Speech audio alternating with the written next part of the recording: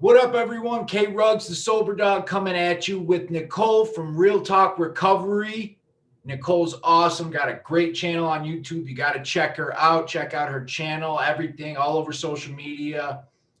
You guys ask me all the time about meth, and it's something I don't have a lot of experience with. So I wanted to get somebody who is an expert through the good and the bad. What's up, Nicole? You want to just, tell us who you are real quick?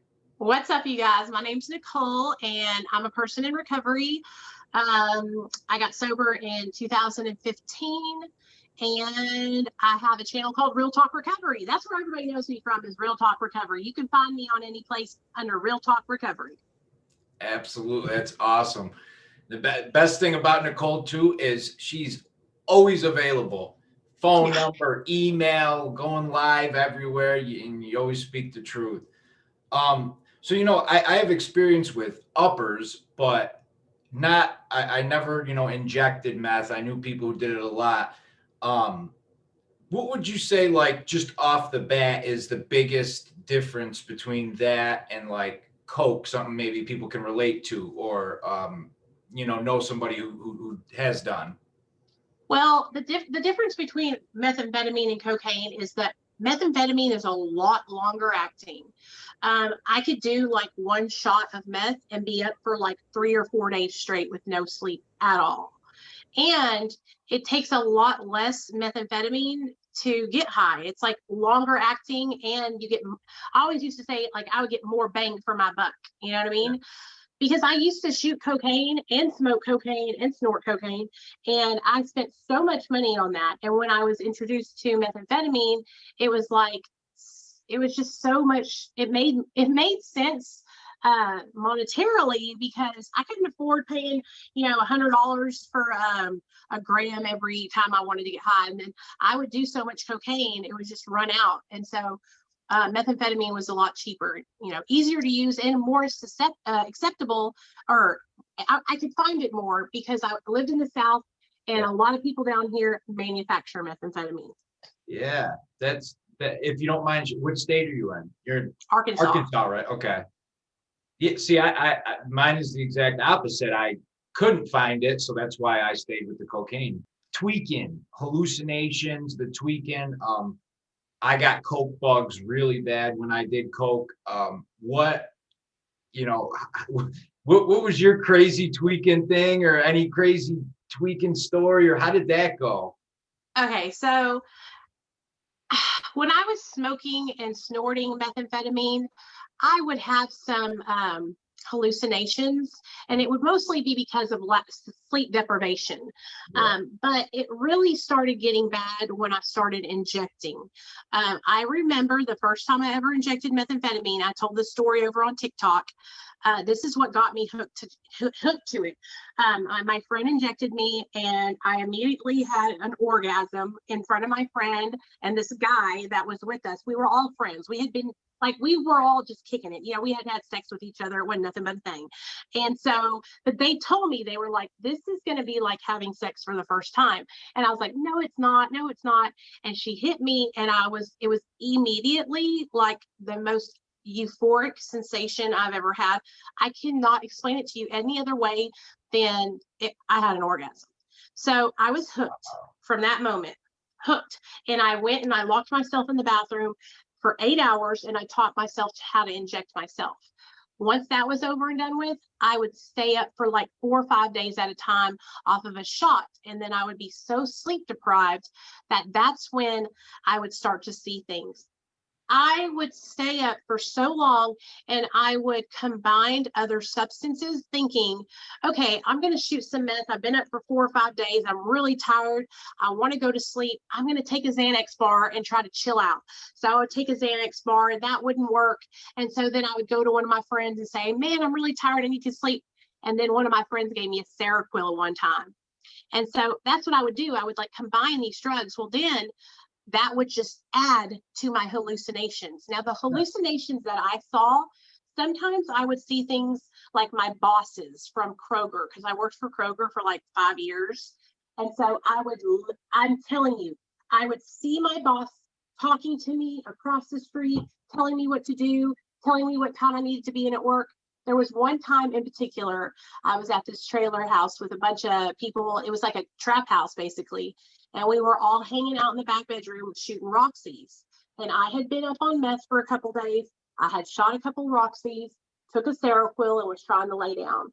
And I got up out of the bed about 15 minutes after taking that Seroquel and walked out of the trailer house at 3 a.m. and just took off walking down the road in Southwest Little Rock, which is like the hood of Little Rock. So I'm walking down the road at 3 a.m. and I see this trailer, right? It's just trailers lined up.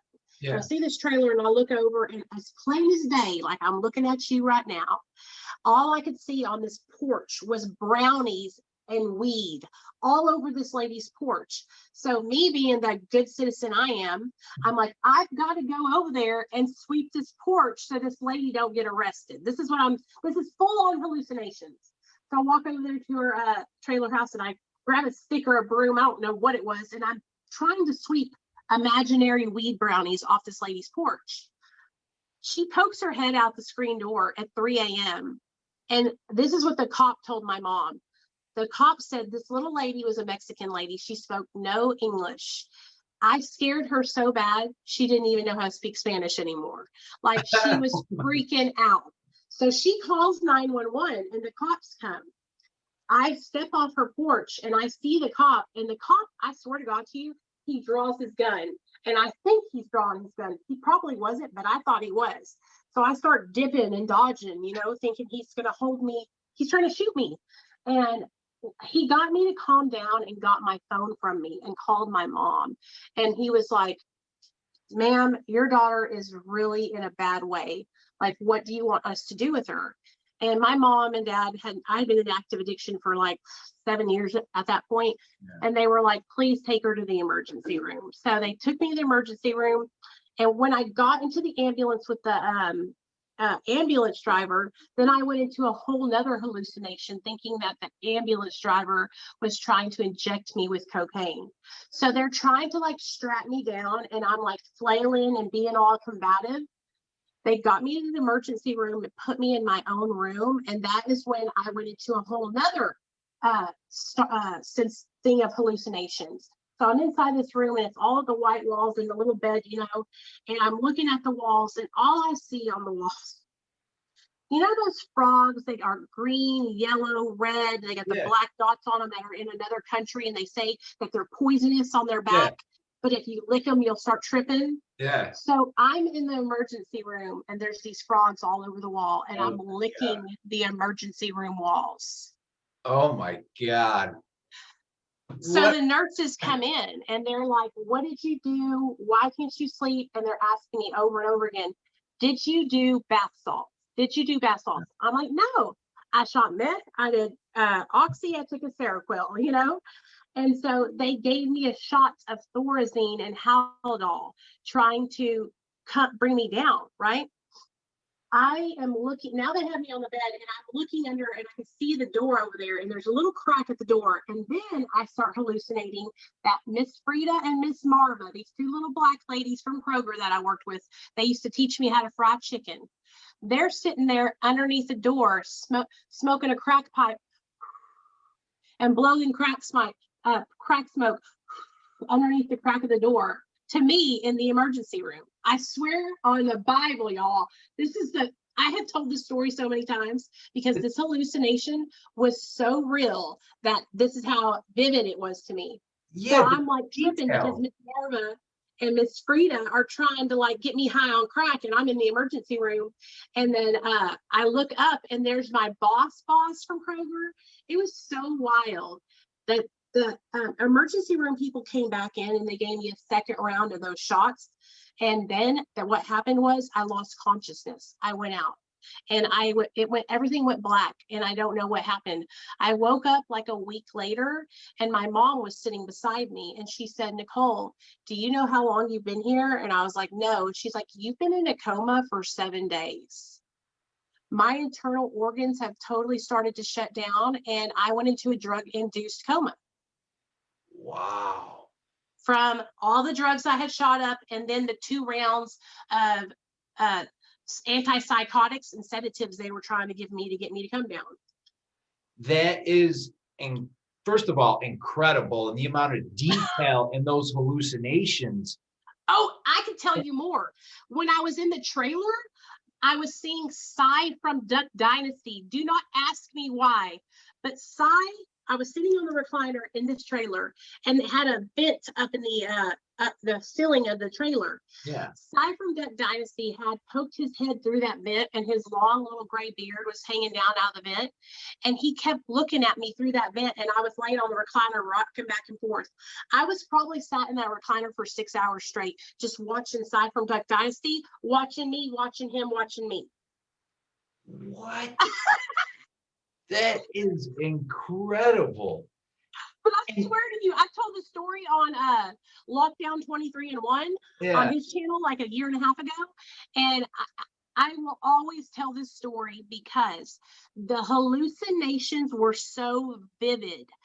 Sometimes I even have to ask myself, are you sure that some of those things didn't happen? The only reason why I know these things didn't happen was because they were so outlandish. Yeah. But there's other times where I've seen things that it could have been happening and I don't know. And that's what would happen to me when I would stay up for too long on meth, is that I couldn't differentiate reality from fiction. And then things would start crossing over. And I was working my job still, going to Kroger and working my job and hallucinating, trying to cook chicken at my job and frying chicken. It was really, really dangerous. I almost killed myself that time. And then when I got out of that coma, I was like so worried about my car. My parents were too, but all I could think about besides my car and my mom and dad being upset with me is I need to get high. I got to get out of here, And that's when I really realized, that was in 2011. That's when I really realized, I got a really bad problem. I had known that I had a problem, but I didn't realize how obsessed I was with using drugs and how my own health and well-being did not matter. No. And what you were talking about is such a huge point too, of taking the Seroquel and the Xanax and the other things, because so many times, I was just talking about speedballing the other day. First of all, trying to find that perfect high, which is almost impossible to find. But then we're taking these pills and stuff, and even though it doesn't have an effect on us, it's still in our body. So we're adding more and more on. I'm sure your body shut down from so many drugs and sleep deprivation. Even though you didn't feel the Xanax at all, it doesn't mean that your liver and kidney is not processing it. I can relate to that so much of I need energy, taking Adderall, doing Coke, but that didn't do shit. Then I'm doing I'm doing this. Even though I'm not really feeling it because the tolerance is through the roof, my body is in a state of crisis. And that is incredible. Do you think that those hallucinations are solely because of sleep deprivation or the drug or both? Honestly, I think it's a combination of sleep deprivation and just the stimulant properties of methamphetamine, because there was times where I hadn't stayed up for a long time and I would still have I would see these things called nanichis, which were shadow people, black apparitions, almost look like a spirit or something, an outline. It would be a person, but it would just be totally black. And I would see it on TV. You got one behind you from your shadow. No, I don't, not one of those. You can see my shadow behind me a little bit. Oh yeah, I see what you're saying. Yeah. That kind of like that is what you would see, but walking around, right? Right, walking around out in the yard, because a lot of the times I would stay at places where they had cameras set up around the house to watch outside what was going on, because they were so paranoid because everybody's tweaking. And that's another place I would see them all the time, was outside.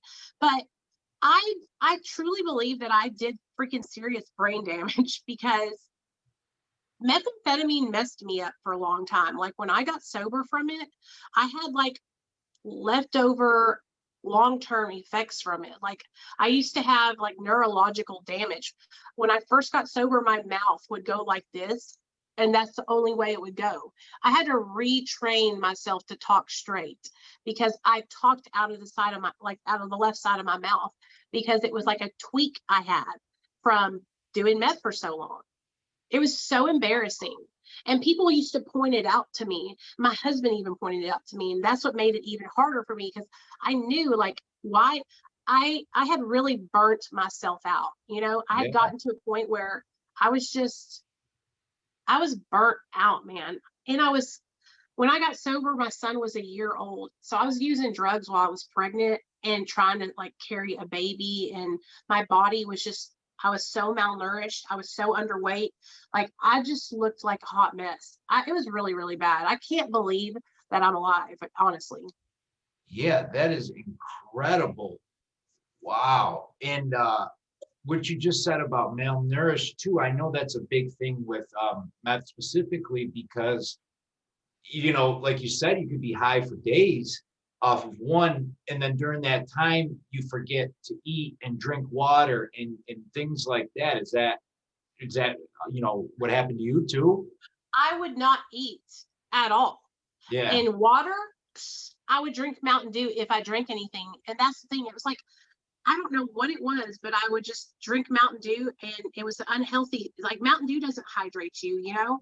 And so I would get no nourishment whatsoever. And I would be so spun out, and so my stomach would be so empty. I would be so dehydrated. I would just be so sick. And then what would happen is, because I would get so dehydrated and so high, I would try to inject myself, and I would miss, or my veins would be sunk down, and then I would get an abscess on my arm or my leg. One time I had an abscess in the inside of my thigh, and it got so big, it was so swelled up, I couldn't shut my legs, like I couldn't walk. And so I had to go to the emergency room, and they had to lance it open and squeeze all the stuff out of it and then pack it. And what happened was I had cellulitis. It was MRSA or whatever it is. And it was running up my leg. It was like a line up my leg going to the rest of my body. It was bad, man. And I had that happen many, many times, many, many, many times. And then, not caring on methamphetamine, I would inject after other people. And that's how I caught hepatitis C, was because I was hanging out with a guy. We were injecting methamphetamine. He straight up told me, I have hepatitis C. And I was so desperate to get that meth inside of me.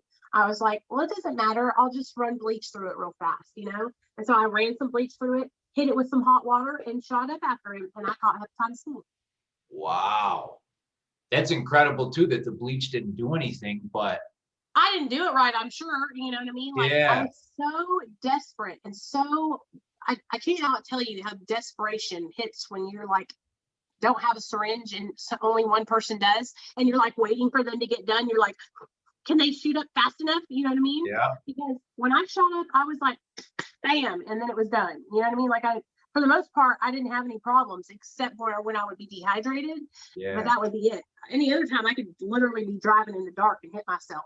And so anytime somebody else had it and I didn't, I was like waiting impatiently, like, hurry up. You know what I mean? Yeah. I hate that. Wow. That is nuts. That was incredible. You just said, and it's so true. That's why you're the best. I'm gonna leave it at that for this episode. I'm gonna have Nicole. I'm sorry if I got off topic. Not at all. That's incredible. That's what we need to go on. That's beautiful.